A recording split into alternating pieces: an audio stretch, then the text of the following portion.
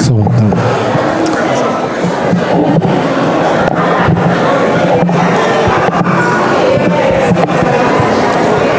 Amém.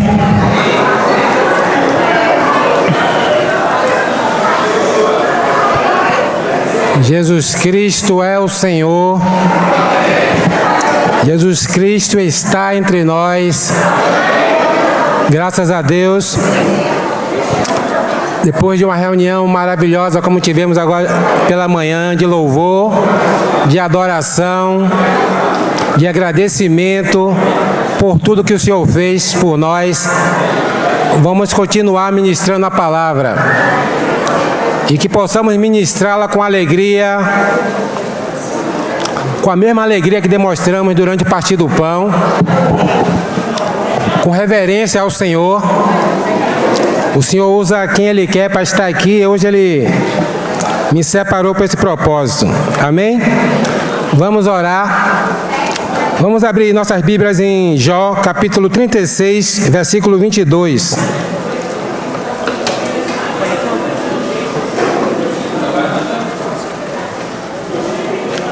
Jó 36, versículo 22. Amém? Vamos orar antes. Senhor Jesus, obrigado por essa manhã maravilhosa, Senhor, da qual o Senhor nos reuniu para lembrarmos da Tua morte e também da Sua ressurreição. Somos gratos, Senhor, pelo Teu imenso amor, por Tua misericórdia que nos alcançou. Estávamos perdidos e o Senhor nos achou. Continua a nos falar nesse momento de ministração da Tua palavra, Senhor. Tu és grande, Tu és maravilhoso. Aleluia! Louvado seja o nome do Senhor. Jó 36, 22. Eis que Deus se mostra grande em poder. Quem é mestre como Ele? Quem prescreveu o seu caminho? Ou quem pode dizer, praticar-te justiça? Lembra-te de magnificar as obras que os homens celebram. Todos os homens a contemplam.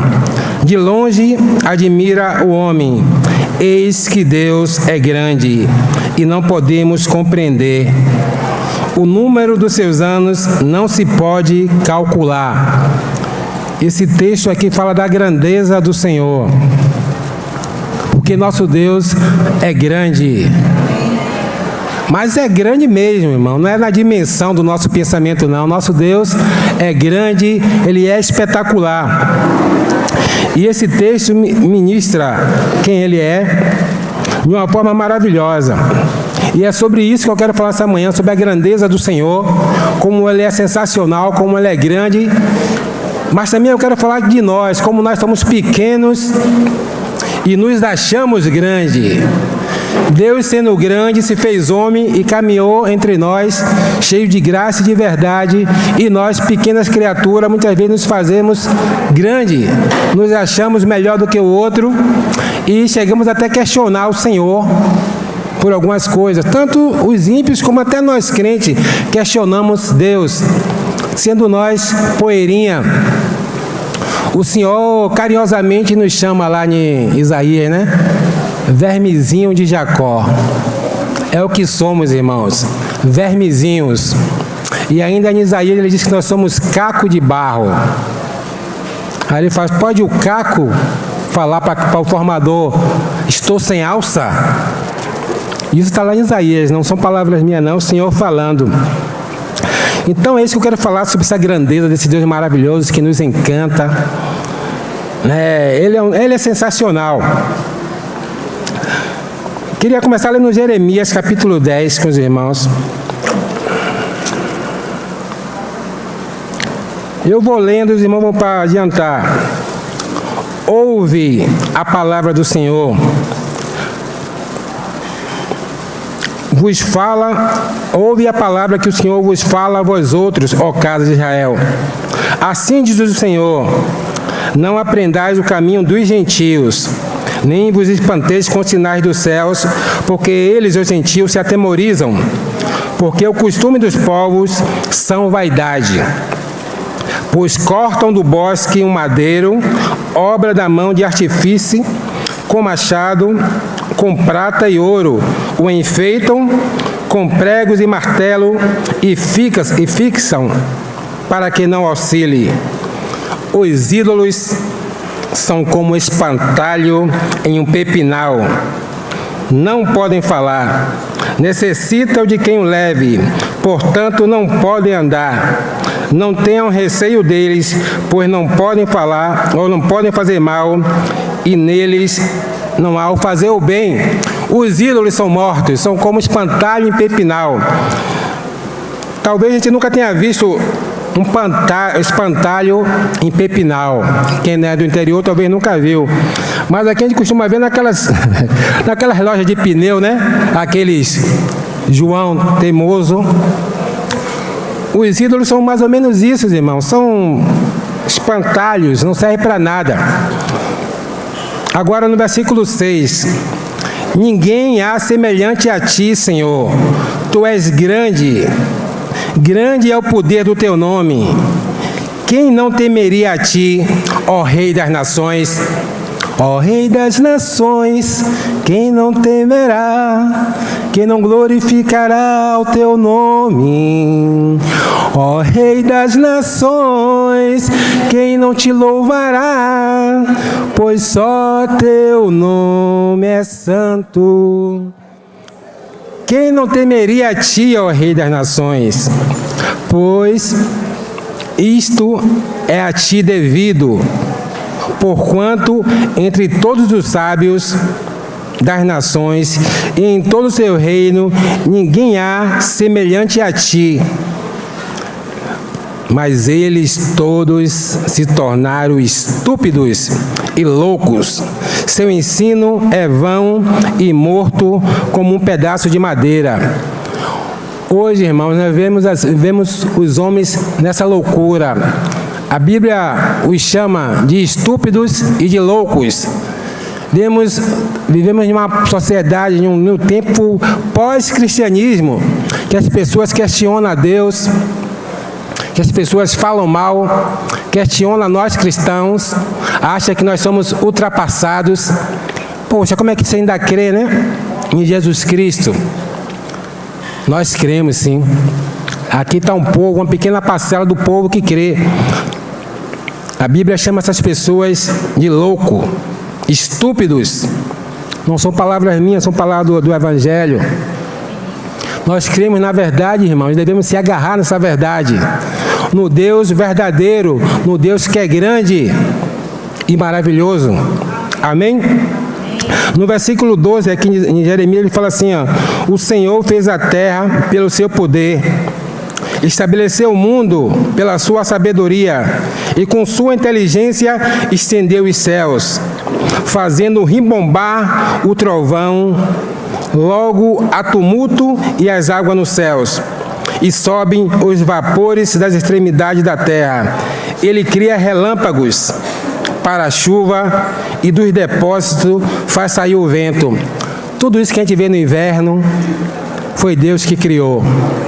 Ventos, relâmpagos, trovões, tudo foi o nosso Pai que criou. Deus se manifesta dessa forma para mostrar a sua grandeza.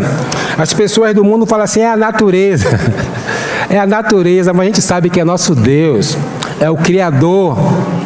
Ele que está assentado sobre a redondeza da terra. A gente já vai ler mais sobre isso. Vamos voltar para onde ele estava em Jó.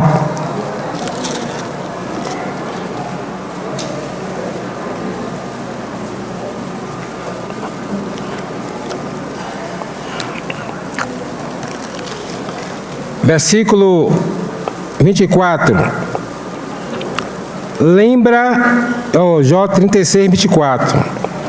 Lembra-te de magnificar as obras que os homens celebram.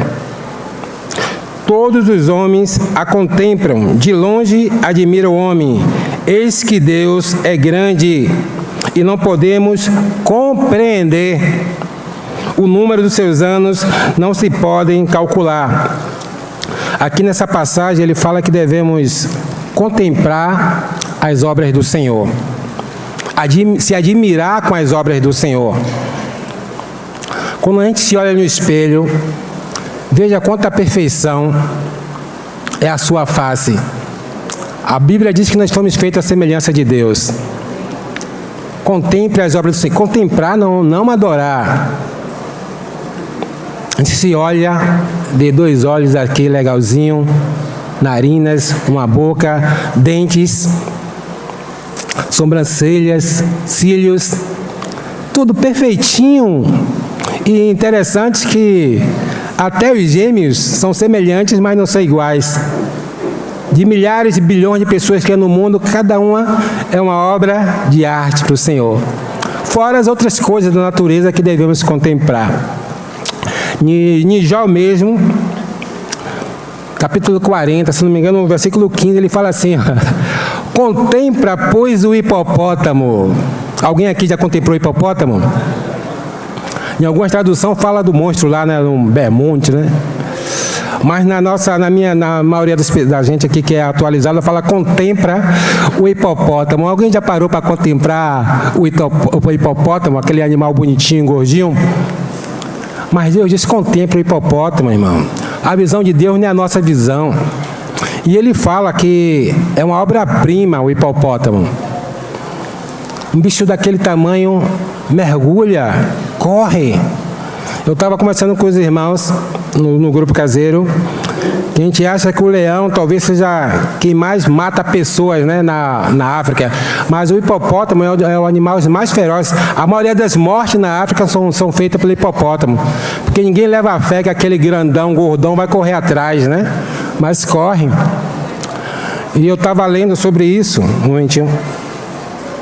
Diz que quando ele abre aquela bocona assim, ó, né, dá a impressão que ele está bocejando.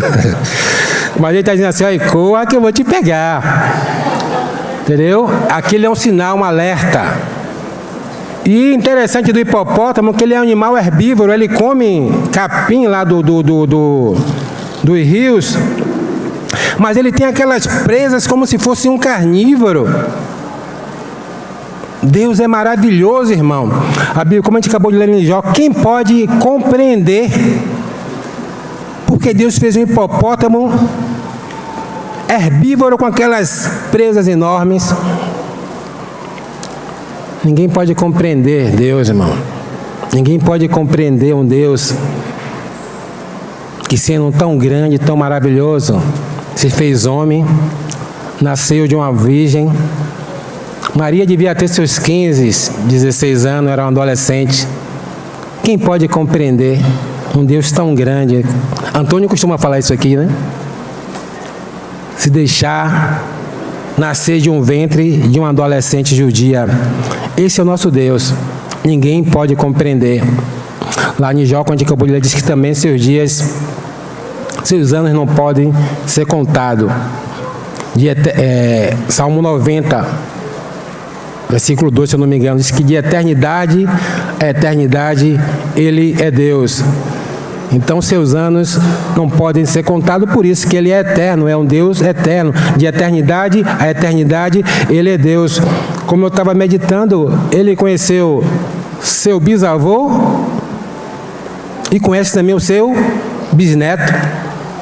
De eternidade a eternidade Ele é Deus. Ele conhece seu bisavô, Ele conhece o seu bisneto. Então significa que Ele conhece o dia do seu nascimento e o possível dia do seu esquecimento. Porque se eu perguntar aqui, poucos vão saber o nome do seu bisavô. Alguns saberão, outros não. Eu fiz o teste lá no grupo.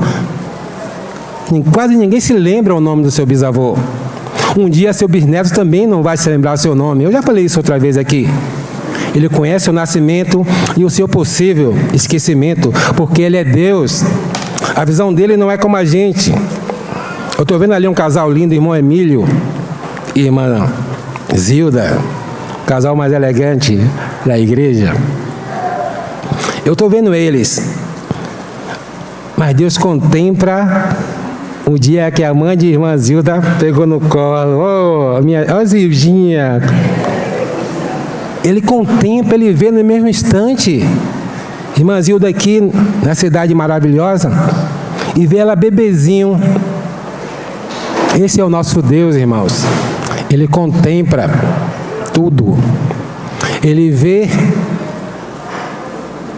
Maria parir Jesus, e ele vê Jesus crucificado, ele vê a ressurreição. O olhar de Deus é lá de cima, outro patamar. Nosso olhar é terreno. A gente se esquece do ontem, como eu falei, a gente se esquece do nome do nosso bisavô, a gente se esquece da nossa genealogia, de onde a gente veio, mas Deus não, Ele conhece. Cada instante da nossa vida Deus está aqui, ó, porque Ele é grande. Quem pode compreender? Eu gostei dessa frase lá de Jó. E hoje você vê tanta gente querendo compreender Deus, querer ser Deus. Que possamos, se nosso ideal se for esse, que possamos nos arrepender e orar para que o mundo também se arrependa. Vamos para Isaías 40, verso 12, que vai falar um pouco mais da majestade do Senhor, dessa grandeza. Isaías 40, 12. Quem com a concha da tua mão mediu as águas e tomou a medida dos céus a palmos? Quem recolheu na terça parte de um efá da terra e pesou os montes em romana e os outeiros em balança de precisão? Quem foi? Quem foi que fez isso, irmão? Quem na concha das tuas mãos mediu as águas? Eu fiz um teste comigo mesmo. Eu peguei e medi quanto cabe de água na concha das minhas mãos, da minha mão. Coube 2,5 ml. E veja bem, minha mão até que minha mão é grandinha. Coube 2,5 ml. Quando eu tentei colocar mais, ela escorreu aqui, ou por aqui, ou entre os dedos. E a Bíblia nos fala que na concha da mão do nosso Deus, Ele mediu todas as águas. Isso significa que todos os rios, lagoas, lagos, mares, poços, chuvas, cabe na concha da mão do nosso Deus. E olha que Ele é o Senhor eterno, então todas as eras, todas as águas cabem aqui, irmão, na concha da mão do nosso Deus. Ele é pequeno, meu irmão, para fazer isso? Nosso Deus é grande, irmão. Quem pode compreender? Ele é um Deus maravilhoso. A grandeza do nosso Deus é tremenda. Aqui em Jó mesmo, versículo 22, aqui, ou Isaías 40, né? Ele está sentado sobre a redondeza da terra. Para alguém sentar sobre a redondeza da terra, tem que ser alguém grande, bem grande. Nosso Deus. Vamos voltar para Jó, capítulo 38, que ele vai falar um pouco mais sobre águas, sobre chuva. Amém? Jó 38, a partir do verso 25. Ele fala: quem abriu o rego para o aguaceiro, ou o caminho para o relâmpago dos trovões, para que se faça chover sobre a terra, onde não há ninguém, e no ermo, em que não há gente para desdentar, e a terra deserta e assolada, e para fazer crescer o renovo da terra. Primeiro ele pergunta, né? Quem foi que fez isso? Está lá no deserto, quem foi que fez isso? Para que chover lá no deserto que não tem ninguém? Deus faz essa pergunta. Alguém fez, alguém ligou a torneira. Aqui o local fica vazio durante a semana, mas a torneira não liga sozinha. Se você chegar aqui e a torneira ligar sozinha, só faça as duas coisas: ou corra ou repreenda, em nome de Jesus. Mas diz que no deserto está lá as torrentes. Aí Jó pergunta quem, ou o Senhor pergunta para Jó. Jó fica lá de boca aberta, porque os irmãos sabem que é a história de Jó, mas Jó precisava ser provado, precisava entender quem era Deus.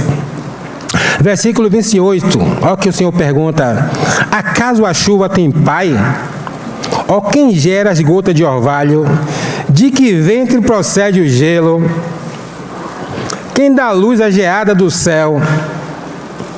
As águas ficam duras como pedra, e a superfície das profundezas se torna compacta. O Senhor, a gente enfatiza muito o lado assim, até errado a gente enfatizar muito a ira de Deus, mas o Senhor ele é bem simpático em algumas perguntas, ele chega a ser até engraçado nas perguntas que ele fala para Jó, e eu me delicio nisso, né, na maneira que ele fala com Jó. Ele está disciplinando Jó, mas de uma forma simpática e agradável. Ele sabe temperar isso, não é como nós somos pessoas destemperadas. O Senhor não, o Senhor é sereno, calmo, sereno e tranquilo. Aí ele faz essas perguntas para Jó: acaso a chuva tem pai? Ele não está perguntando assim porque ele não sabe, não. É só pergunta, como não sabe, pergunta retórica. Ele só quer ver o espanto de Jó em tudo aquilo, né? Acaso o orvalho tem mãe? As perguntas que o Senhor faz para ele. O Senhor está dizendo para Jó: Jó, eu sou o Senhor da água, Jó. Eu faço dela o que eu bem quero. Eu faço dela chuva, faço dela geada, faço dela gelo, vapor.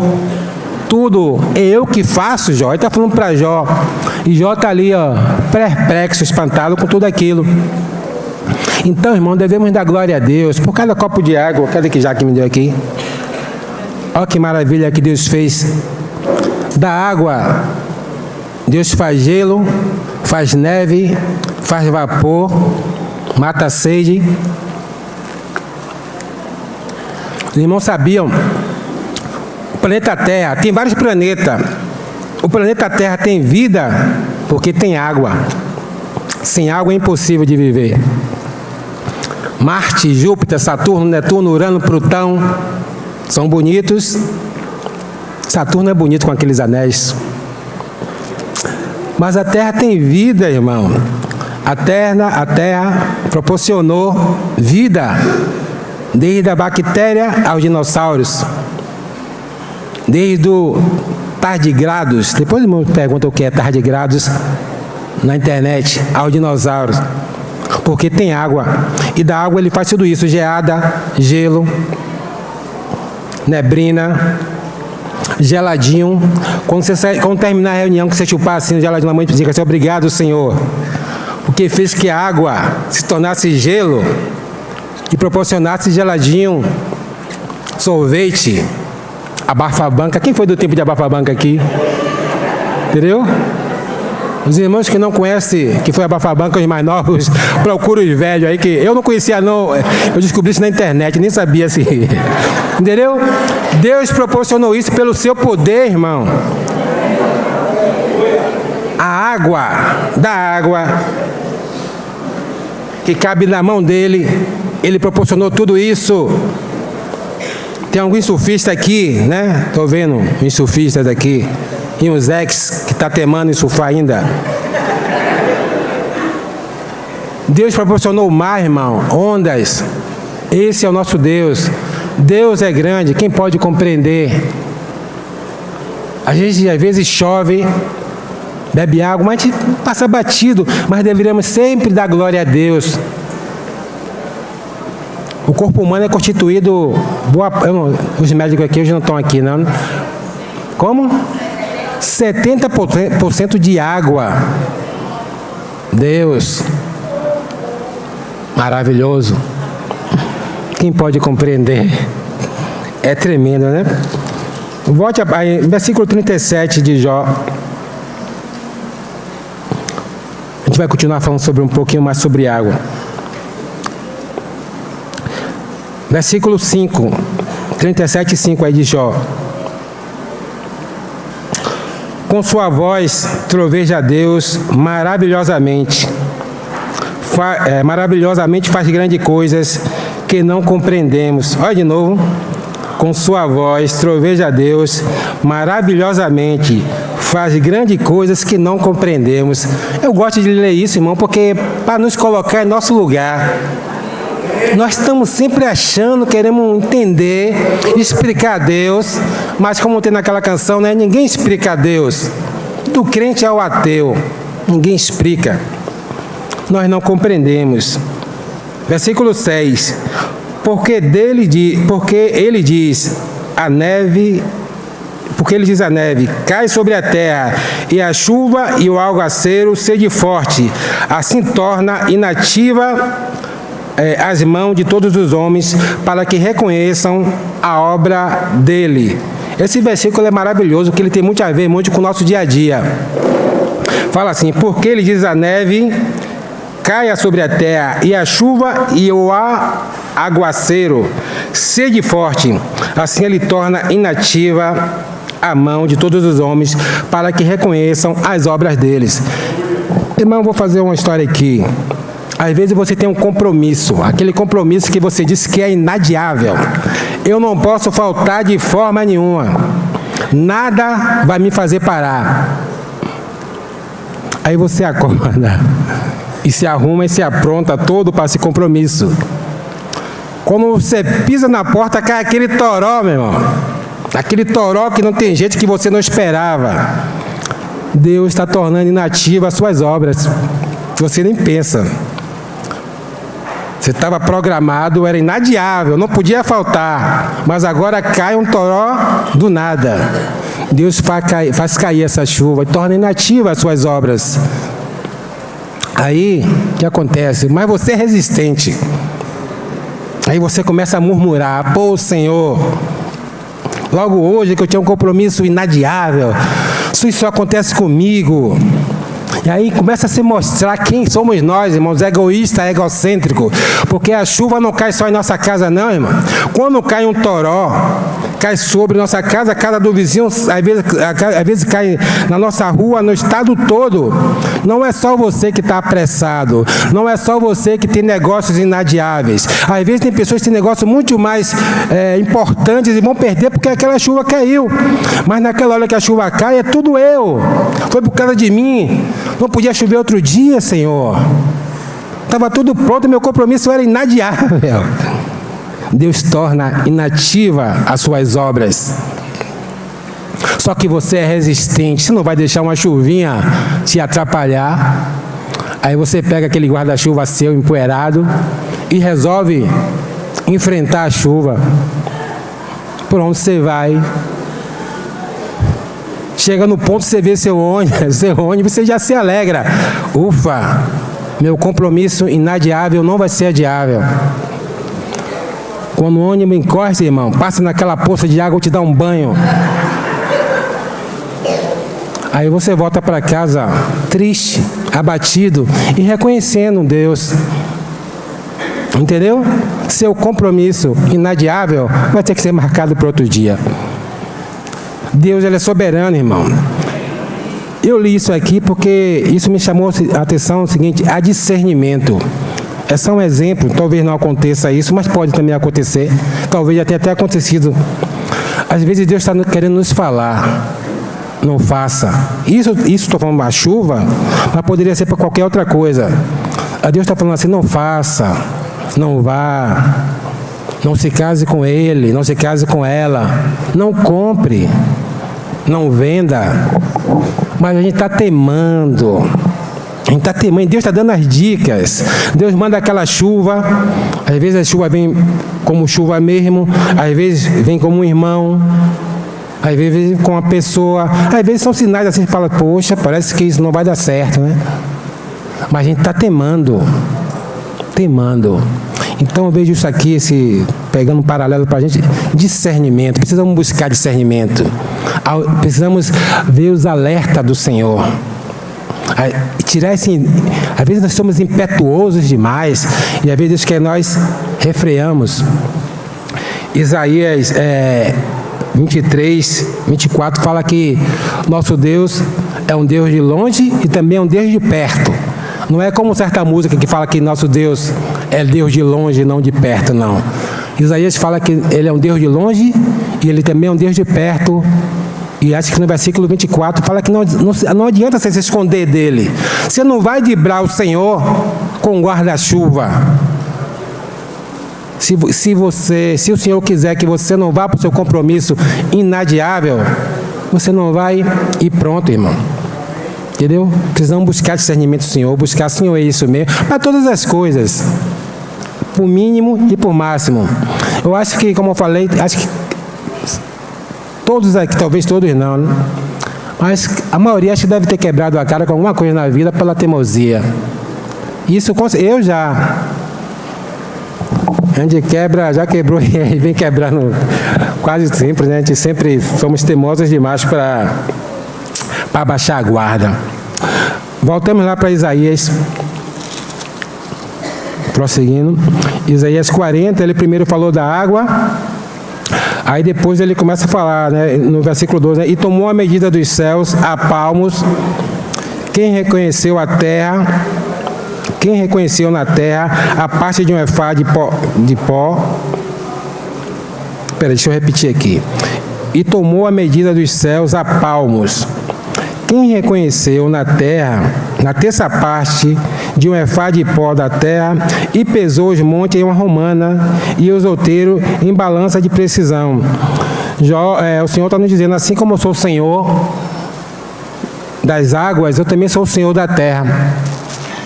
Diz que ele tem uma tradução que fala assim, que ele mediu toda a terra em uma vasilha. Quem lida com jardim sabe, né? Jardinagem com planta sabe, né? Pega a sua terrinha, você faz suas mudas. E diz que Deus pegou toda a terra. Ele tem controle sobre toda a terra. E não só sobre a terra, mas ele também tem controle sobre todo o universo, todos os elementos do universo. Ele tem controle sol, lua, estrela, cometas, asteroides, astros e tudo mais. Ele tem controle. Vamos ler Josué, capítulo 10. É uma passagem maravilhosa da Bíblia que mostra esse controle para nós. Josué 10, versículo 12. Amém? Fala de uma batalha que o povo de Israel lá teve, e aqui é escrito aqui no livro de Josué. 10, 12. Então Josué falou ao Senhor, no dia que o Senhor entregou os amorreus na mão dos filhos de Israel, e disse, na presença dos israelitas, sol, detém-se em Gideão, e tu, lua, no vale de Aijalon.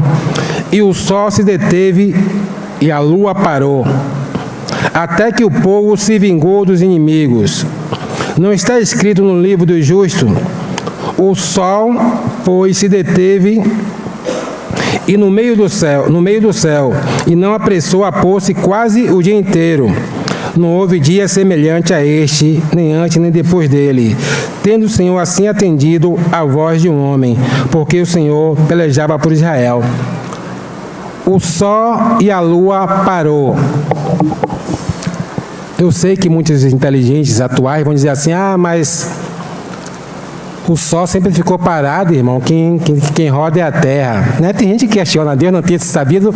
Eu falo isso que uma vez uma cidadã me veio com essa história. O sol. Só que naquela época não havia esse conhecimento. Deus, ele é simples em explicar. A gente sabe que hoje quem é a rotação em torno do sol. Mas eu estava pensando quando estava meditando em casa, quem disse que o sol não parou? Quem disse que a terra não gira porque tem algum movimento no sol que a ciência não consegue descobrir? A ciência acha que sabe tudo, mas às vezes não sabe nada. Mas vamos por esse ângulo, né? Que a lua é o sol, e interessante que os irmãos vêem na internet, que é interessante, é o sol girando assim, a lua girando em torno do sol, e aquela bolinha, a lua girando em torno da terra, uma coisa linda assim como Deus armou esses esquemas para a gente contemplar, mas a gente não se preocupa muito com isso não, a gente está mais preocupado com a política, né, com outras coisas, e não contempla essas maravilhas do Senhor. Sim, ainda que fosse assim, e por que hoje a gente ainda costuma dizer assim, eu vou ver o pôr do sol? Né? Hoje a gente fala assim, eu vou ver o pôr do sol, vou ver o sol nascendo, então está errado também. A gente tinha que dizer assim, olha, vamos, meu amor, ver a rotação da terra, né? Não, irmão, a gente dá explicação, hoje a gente fala assim, a gente vai ver o pôr do sol, a gente vai ver o sol nascer, não é isso que a gente fala? Ou tem alguém aqui que fala cientificamente? Entendeu? Mas esse questionar do homem, isso eu estou falando porque alguém me questionou isso. Eu achei engraçado ela falar isso. Mas voltando aqui, diz que o sol parou e a lua também. Deus parou o universo, irmão. Ele parou ali uma parte do universo, porque nosso Deus é grande.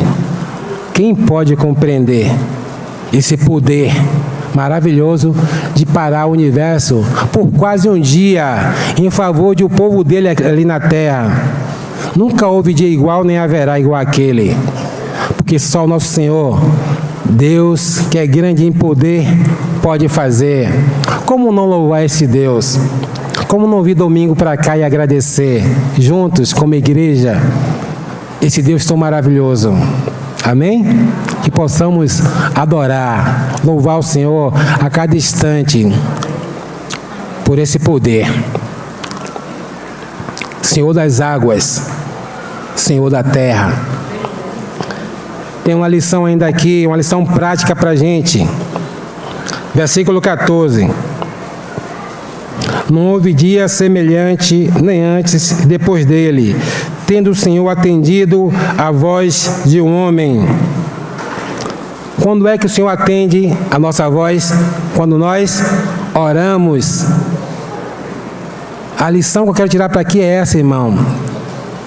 Oração. Vemos o macro que Deus fez de uma forma maravilhosa, mas vemos também esse micro de cada um de nós aqui. Oração, irmão. Como está a nossa vida de oração? Como está a nossa frequência nas reuniões de oração, irmão? Será que não precisamos de oração? Ou somos aqueles pidões? Ore por mim, irmão. Ore por mim, né? Tem irmãos. O certo, temos que pedir. Mas tem gente que só pede oração. Você tem orado? Você tem se despojado aos pés do Senhor? A reunião de oração se vê sempre vazia. O irmão, eu esqueço o nome dele. Esqueci agora. É o irmão do passado. Ele já é falecido. Mas já da época ele já falava que a reunião das orações sempre foi vazia. Sempre, ele na época lá que Leonardo Haverhill, não é isso? Ele já falava isso. Que naquela época lá no passado, não me lembro, as reuniões eram vazias e os jovens diziam que essa reunião de oração era chata. Então a lição que eu tiro daqui dessa história de Josué é esse Deus. Ele faz grandes coisas, ele para o sol, ele para a lua, mas ele também quer escutar nossas orações. Talvez nossas orações não sejam como Josué pediu, para parar o sol e a lua, mas seja uma oração simples, de algo pessoal seu aí, e seja uma oração também para a igreja. Deus quer nos chamar a orar. É essa lição que eu tiro aqui dessa passagem, além do foco principal do que estamos falando, né, desse Deus grande que ninguém pode compreender. Agora, Deus, Ele é tão maravilhoso que Ele faz grandes coisas parecer pequenas para Ele. E Ele faz também pequenas coisas se tornarem grandes. E aí eu queria ler com os irmãos 2 Reis. 2 Reis, capítulo 6. Amém? É uma história interessante aqui no tempo do profeta Eliseu, que desde quando eu me converti, eu sempre achei essa história interessante. E acho que nada na Bíblia, né? Acho não, nada na Bíblia é à toa. Aqui está lá, uma história mais simples, serve para nos ajudar, para nos ensinar algo. 2 Reis 6, a partir do verso 1. Isso aqui é os irmãos querendo fazer uma caverna lá, uma cabana para Eliseu. Aí os irmãos se reuniram para fazer um mutirão ali para fazer uma cabana para Eliseu. Disseram os discípulos dos profetas Eliseu: eis que o lugar que habitamos contigo é estreito demais para nós. Vamos, pois, até o Jordão e tomemos lá, cada um de nós, uma viga e construamos um lugar que habitemos. Respondeu ele: ide.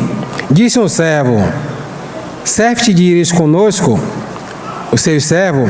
Ele tornou, disse, eu irei. E foi com ele. Chegando ao Jordão, cortaram madeira.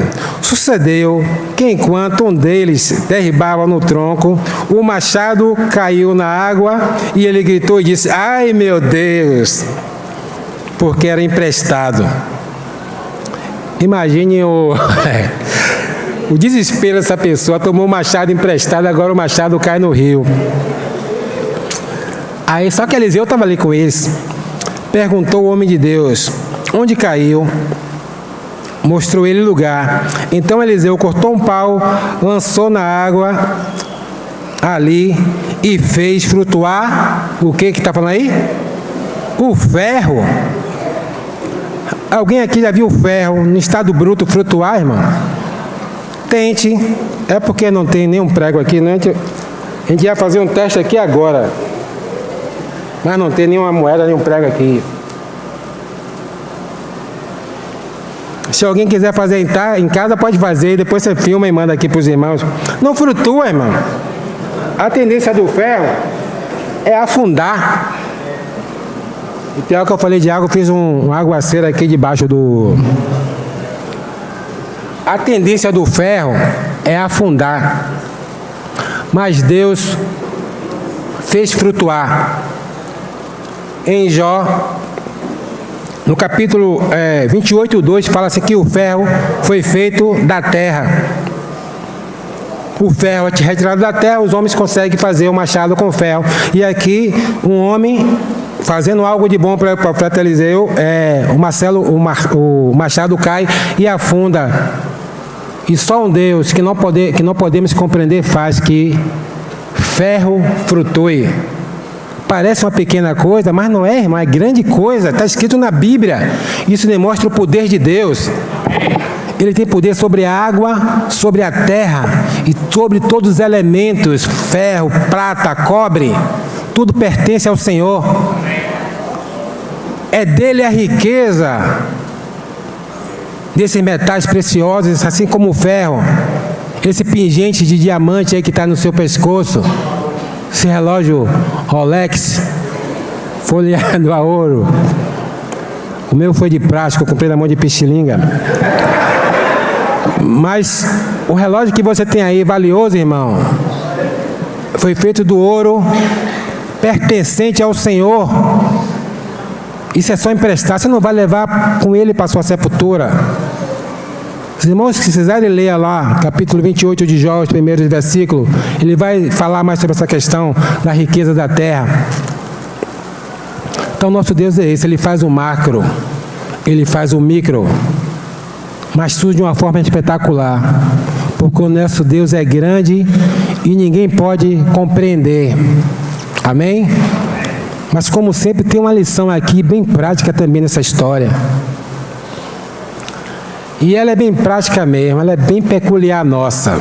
Versículo 5 diz: sucedeu que enquanto ele derribava o tronco, o machado caiu na água. E ele gritou: ai meu Deus, porque é emprestado. Meu irmão e minhas irmãs, diz que a ninguém deve nada a não ser o amor. Você tem devolvido aquilo que você tem pego emprestado, irmão? Hein? O sapato que você pediu para aquele casamento, aquela roupa, hein? Aquele dinheiro que você foi lá no irmão, dá para me emprestar. Você tem devolvido, irmão? Tem se preocupado, como esse irmão que, ai meu Deus, que é emprestado, ou você tem empurrado com a barriga? Aqui caiu no rio, ou você acha que o seu caiu no mar do esquecimento? Cuidado, irmão, parece simples, mas não nada está à toa na Bíblia.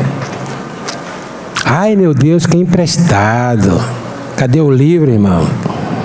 Cadê as farinheiras?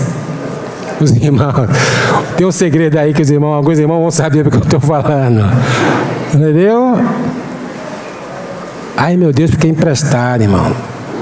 Eu estou brincando, é meu jeito de falar. Mas é sério. Você tem devolvido? Será que seu dinheiro, o dinheiro que você pediu emprestado a alguém está investindo, está correndo em juros, irmão? Para quando eu pagar, eu pedir R$1, vou pagar R$1 milhão. Ou será que é descaso? Então, a lição prática que eu vi aqui é a questão de caráter, responsabilidade, que nós como cristãos devemos ter. E eu estou falando como fraco. Se eu estiver devendo alguma coisa com o irmão, me cobre. Porque fica até feio o pregador estar aqui pregando e está devendo, entendeu? Eu sei que às vezes a gente se esquece, mas às vezes não é esquecimento, não. Às vezes é a humanidade. Vamos lá para Mateus capítulo 27.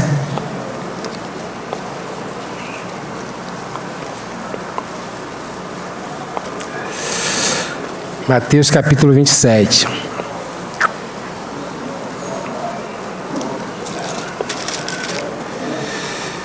(27, 45).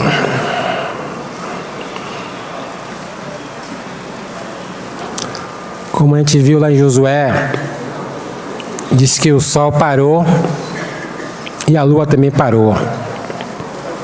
Vamos ler o que aconteceu aqui em Mateus. Desde a hora sexta até a hora nona, houve treva sobre a terra. Por volta da hora nona, clamou Jesus em alta voz, dizendo: Eli, Eli, lama sabachthani, que quer dizer: Deus meu, por que desamparaste? Por que me desamparaste? E alguns dos que ali estavam, ouvindo isso, diziam: Ele chama por Elias. E logo um deles correu a buscar uma esponja, e tendo embebecido de vinagre e colocado na ponta de um caniço, lhe deu a beber. Os outros, porém, diziam: Deixa, vejamos se Elias vem salvá-lo. E Jesus, clamando outra vez, com grande voz, entregou o Espírito. Eis que o véu do santuário se rasgou em duas partes, de alto a baixo, tremeu a terra e fenderam-se as rochas. Abriram-se os sepulcros e muitos dos santos que dormiam ressuscitaram. E saindo do sepulcro, depois da ressurreição de Jesus, entraram na cidade santa e apareceu a muitos. O centurião e que com eles guardavam a Jesus, vendo o terremoto e tudo que se passava, ficaram possuídos de grande temor e disseram: verdadeiramente este era o Filho de Deus. Essa passagem é maravilhosa. Essa passagem, de fato, também tem a ver muito conosco. Lá em Josué diz que ele fez o céu parar. A lua também parou. Aqui o sol se escondeu. Aqui o sol e a lua não pôde contemplar a morte do seu Criador.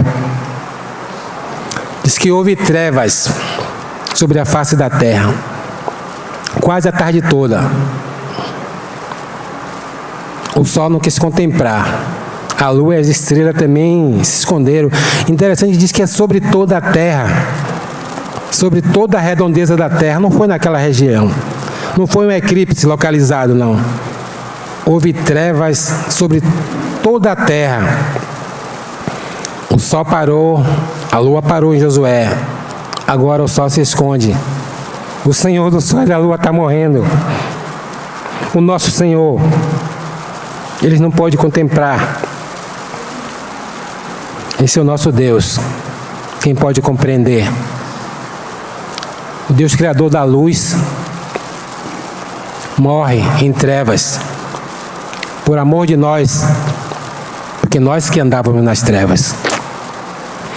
Ele tomou sobre si os nossos pecados, sozinho, solitário, nas trevas. Quando a gente está com medo, irmão, enquanto é dia, é até interessante, você ainda fica com medo, você ainda fica com alguma esperança. Mas quando há trevas, a sensação é de abandono, irmão, abandono. E ali que foi o que aconteceu que o Senhor estava abandonado. O Pai o abandonou, precisava abandonar em favor de nós. Então, esse é o nosso Deus. Ele mexe com elementos do universo, com a terra, com a lua, com o sol. E naquele momento não tinha como os elementos brilhares diante da morte do seu Criador. E acontece outra coisa aqui que tem a ver com a terra, né? Diz que aqui fala que houve também o quê? Houve um terremoto. A morte do Senhor fez que houvesse um terremoto. E o que aconteceu nesse terremoto? Diz que pessoas santas ressuscitaram. Isso é maravilhoso, irmão. Sabe por quê? Quando a gente liga os rádios e as TVs no dia de hoje, as notícias de terremoto é o quê? Que pessoas foram soterradas e morreram. Aqui aconteceu ao contrário. Pessoas saíram da sepultura e ressuscitaram. Esse é o nosso Deus grande. Quem pode compreender? Ele inverte. Espera aí, irmão.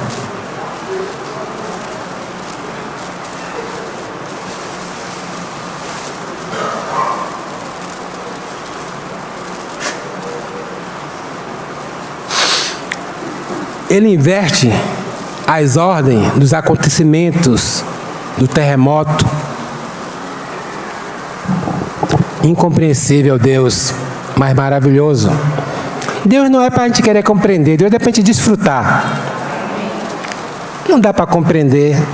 A gente não compreende a gente mesmo. Vai compreender Deus? Então esse terremoto fez que aquelas pessoas se ressuscitarem. Com certeza elas também morreram, né? Como Lázaro, como a filha de Jairo, como o filho da viúva. Mas naquele momento elas ressuscitaram. Isso, imagina aquelas pessoas vendo seus entes queridos ressuscitar, que alegria. Agora tem algo melhor aqui nesses dias. Não foi o único terremoto que aconteceu nesses dias, não. Aconteceu outro 3 dias depois. Capítulo 28, a partir do verso 1.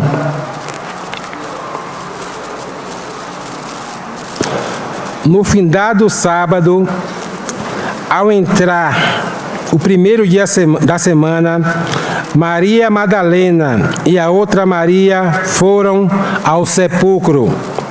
E eis que houve grande terremoto, porque um anjo do Senhor desceu do céu. Chegou e removeu a pedra, e assentou-se sobre ela. O seu aspecto era como um relâmpago, e a sua veste alva como a neve. E os guardas tremeram, espavoridos, e ficaram como se estivessem mortos. Mas o anjo, dirigindo-se às mulheres, disse: não temais, porque sei que buscais a Jesus que foi crucificado. Ele não está aqui, ressuscitou, como tinha dito. Vinde e vê onde jazia. Houve 2 terremotos naquele dia. Um fez que mortos ressuscitaram, vários mortos ressuscitaram. Mas depois esses mortos morreram. 3 dias depois houve o segundo terremoto. Um morto ressuscitou e vive para sempre, irmão. E é esse vivo que celebramos todos os domingos. E por causa desse vivo que estamos aqui em adoração, porque nosso Deus é um Deus grande. Quem pode compreender? É um Deus que ressuscita os mortos. E um dia também ressuscitaremos juntamente com Ele na ressurreição. Alguns, porque uns nem vão morrer, vão encontrar com o Senhor nos ares. Porque nosso Deus é grande, Ele é poderoso. Irmãos, são 11h57, eu vou ter que parar. A semana que vem a gente continua falando desse Deus grande e todo-poderoso. Um dia nós estávamos perdidos no lamaçal do pecado. Cada um de nós desviava do caminho de alguma forma. E Deus, do seu alto e sublime trono, te olhou e te amou. Tocou as mãos santas na lama por sua misericórdia. Tudo isso porque nosso Deus é um grande e é tremendo. É um Deus de amor. Eu queria pedir licença aos irmãos para ler algo aqui sobre o amor de Deus. A Bíblia fala que devemos nos tornar como crianças para ver o reino dos céus. Infelizmente, muitos de nós são adultos demais e não compreendem Deus. Mas às vezes temos que ser como crianças para entender o amor de Deus. Aí eu queria ler algo aqui, uma história infantil, mas tem a ver conosco.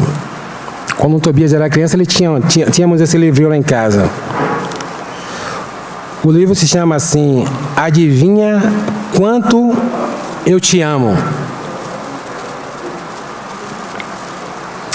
Era hora de dormir e ir para a cama. E o coelhinho agarrou-se com firmeza a longas orelhas do coelho pai. Ele queria ter certeza que o coelho pai estava para ouvir. Adivinha quanto eu te amo, disse ele.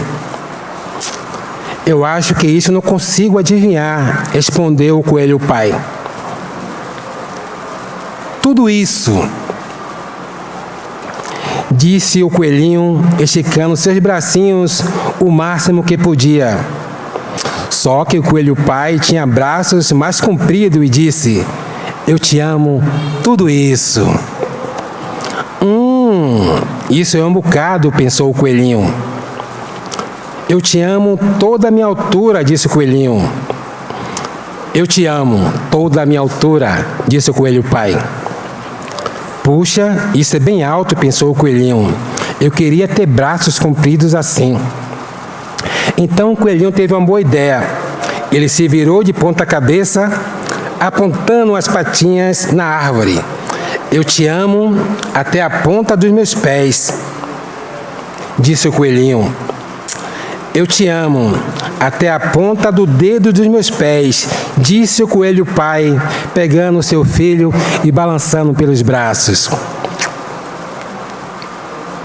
Eu te amo à altura do meu pulo, riu o coelhinho, saltando para lá e para cá. Eu te amo à altura do meu pulo, riu também o coelho pai e saltou tão alto que suas orelhas tocaram os galhos das árvores. Eu te amo toda estradinha até o rio, gritou o coelhinho. Eu te amo até depois das altas colinas, disse o coelho pai. É uma bela distância, pensou o coelhinho. Ele já estava sonolento demais para continuar a pensar. Então ele olhou, além da copa das árvores, para a imensa escuridão da noite. Nada podia ser mais alto do que o céu. Eu te amo até a lua, disse o coelhinho e fechou os olhos.